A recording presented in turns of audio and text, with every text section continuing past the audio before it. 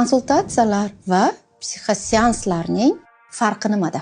Menga bir ayol keldi. Qaynonam bilan munosabatim yaxshi emas. Ya'ni qaynonasini yoqtirmaydi. Qaynonaga nisbatan nafrat bor. Qaynonani psixikada yaxshi qilib qo'yish mumkin.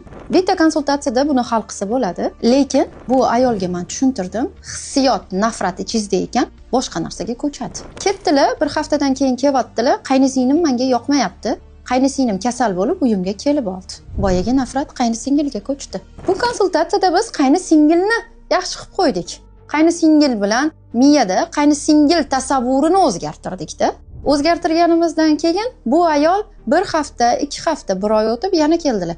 Endi turmush o'rtog'im menga yoqmayapti. Nima qilyaptilar? Ya'ni o'zimiz o'ylab topgan narsalar. Telefonini tutdim, telefonida bitta ayol bilan gaplashgan, ish bo'yicha kim bilandir yozishganini ko'rgan. U nafrat eriga ko'chdi.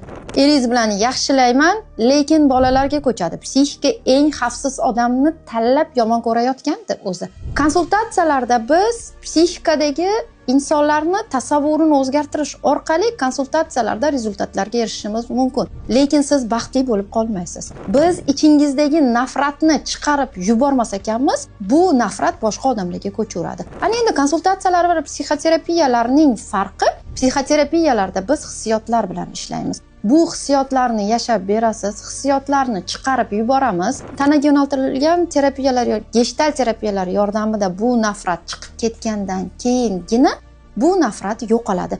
O'shanda ham qaynona, ham qaynosingil, ham er, ham farzandlar bilan munosabatlar yaxshilanadi.